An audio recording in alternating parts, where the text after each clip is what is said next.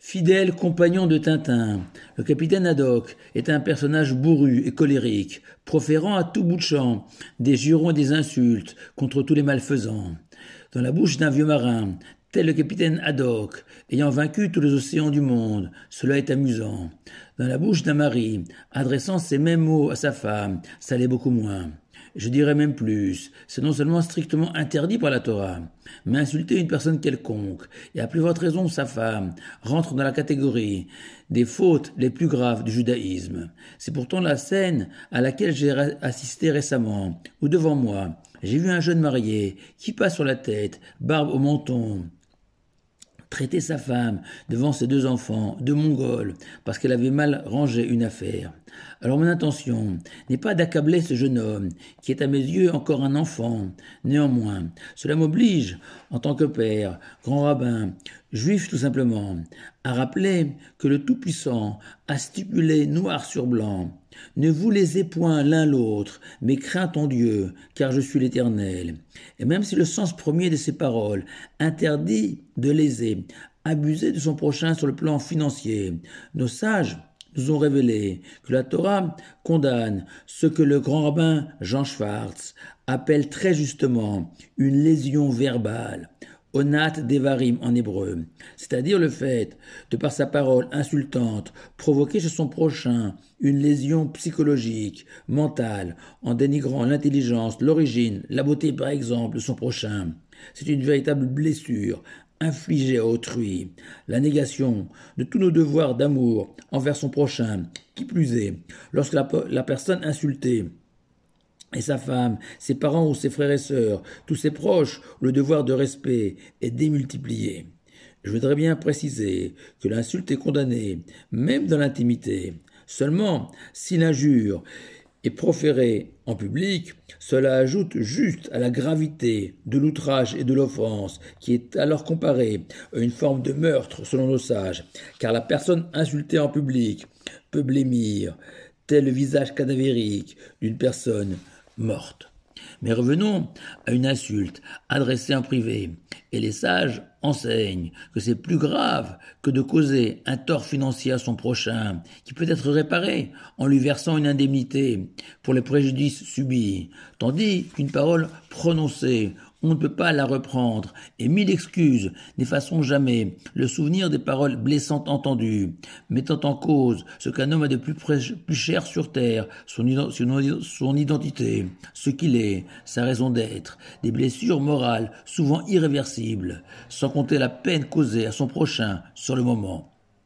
Le Shulchan Aruch, le Code des lois juives, officiel, le même ouvrage qui encourage les hommes à prier avec ferveur, porter des châles de prière les plus beaux possibles.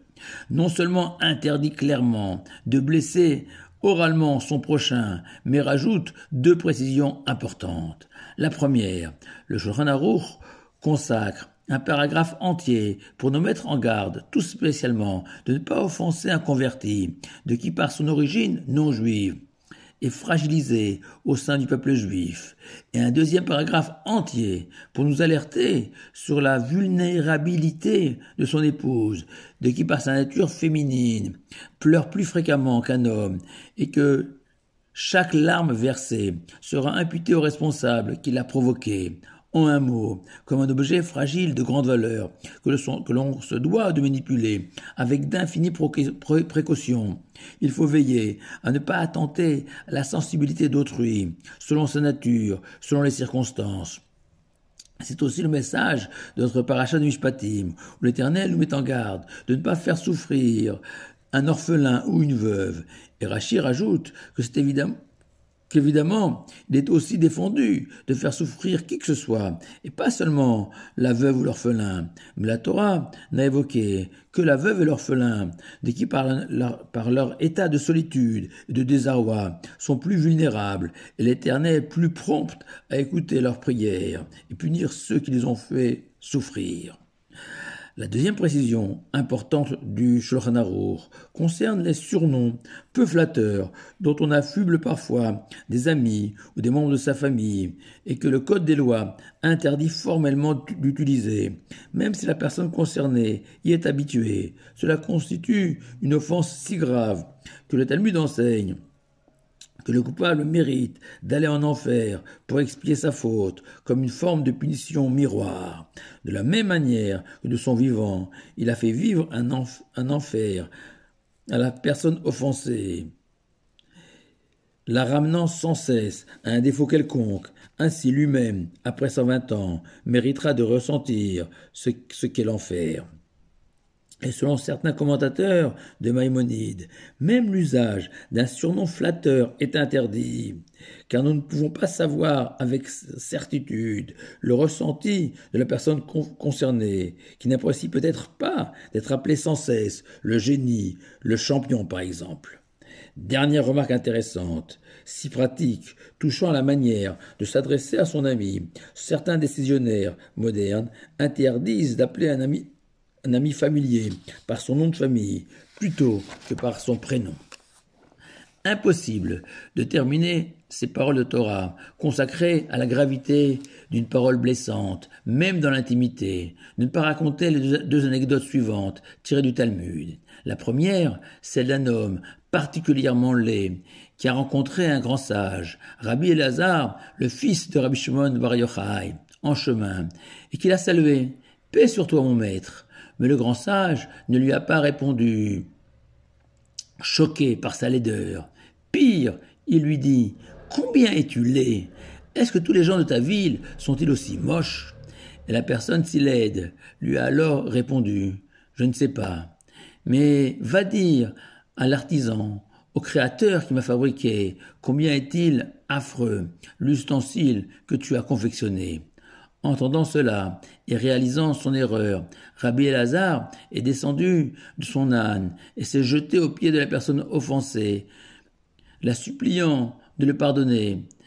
Mais celui-ci lui a alors répondu qu'il ne lui pardonnerait pas tant qu'il ne serait pas allé dire à l'artisan qui l'a fabriqué que l'ustensile qu'il a fabriqué est moche. Le Talmud met sur le compte de l'orgueil la maladroitesse de Rabbi Elazar. Toutefois, on peut en retenir la fabuleuse réponse de cet homme si laid, rappelant que l'essentiel de nos caractères physiques, intellectuels, sont fixés à la naissance par le Tout-Puissant, et que les dénigrer ou les mépriser, c'est dédaigner l'œuvre du Créateur. La deuxième anecdote concerne un juif qui avait l'habitude de traiter tout le monde d'esclave. Infamie à l'époque, puisqu'un esclave était forcément un non-juif. Jusqu'au jour où Rav Yehuda a publié officiellement que cet homme, qui avait l'habitude d'injurier ainsi, était en fait lui-même un esclave. Et lorsqu'un autre sage du Talmud, Rav Nachman, l'a interrogé sur la raison de cette publication, Rav Yehuda a répondu que Shmuel a énoncé le principe suivant, qu'un homme pense déceler chez l'autre des défauts dont il est lui-même porteur, et que ce principe n'est pas seulement théorique, mais bien une réalité sur laquelle on peut s'appuyer pratiquement, car l'insulte est le révélateur d'un mal-être personnel, d'un problème intime non résolu.